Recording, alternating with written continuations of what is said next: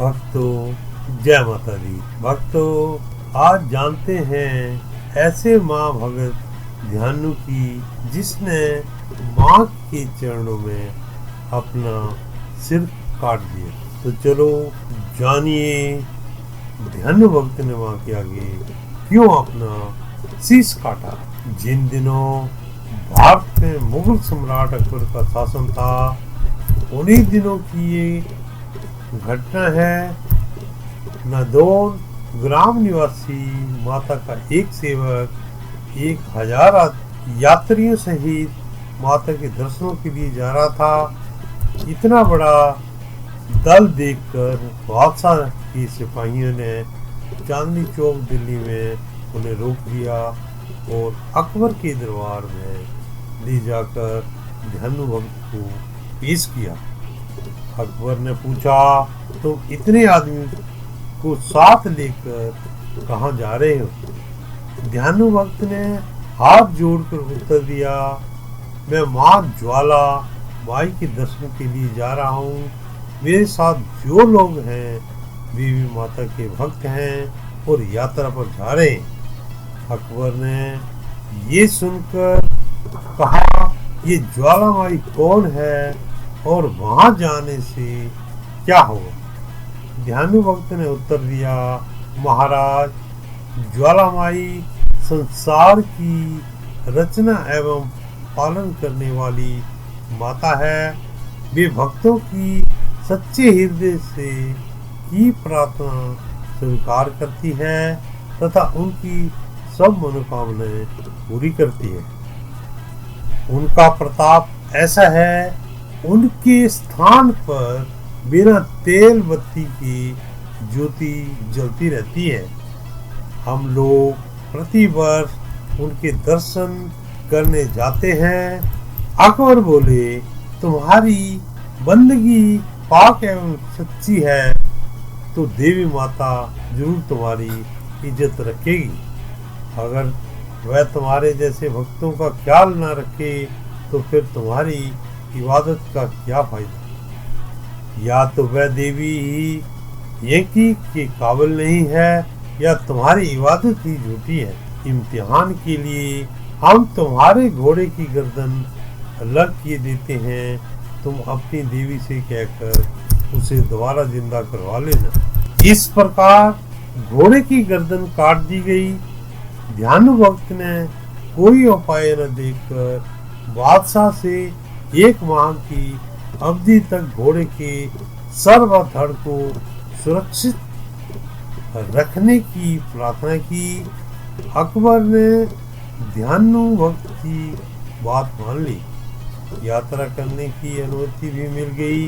बादशाह से विदा लेकर ध्यानु भक्त अपने साथियों सहित माता के दरबार में जा उपस्थित हुआ।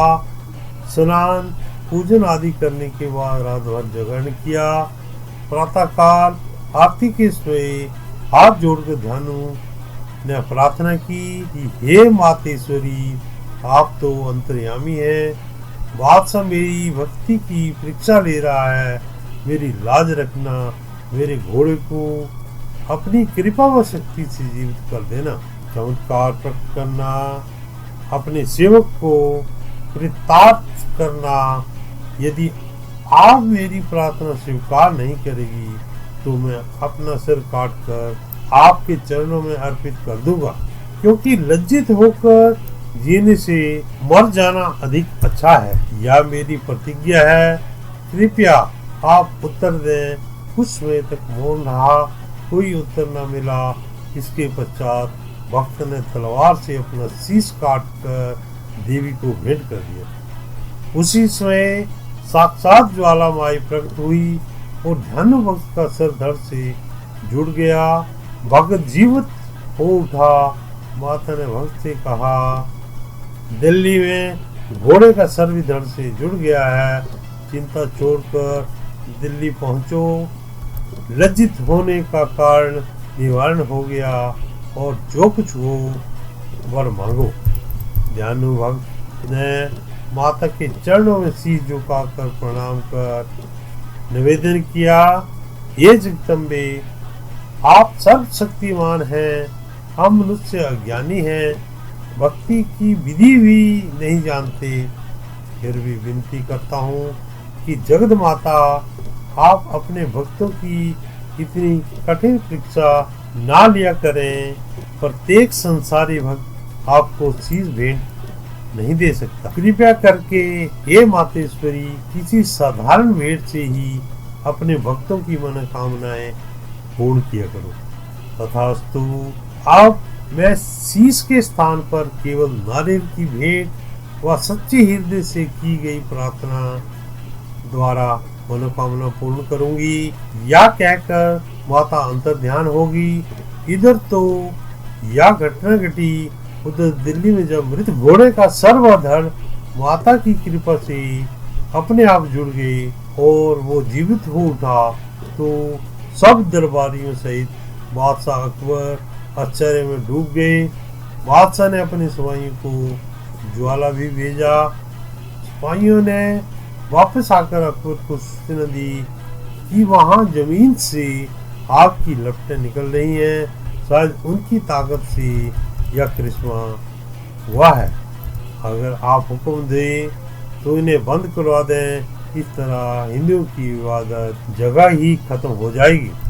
अकबर ने स्वीकृति दे दी, परंतु कुछ इतिहासकारों का मानना है कि अकबर की स्वीकृति के बिना ही शाही सिपाहियों ने ऐसा किया था।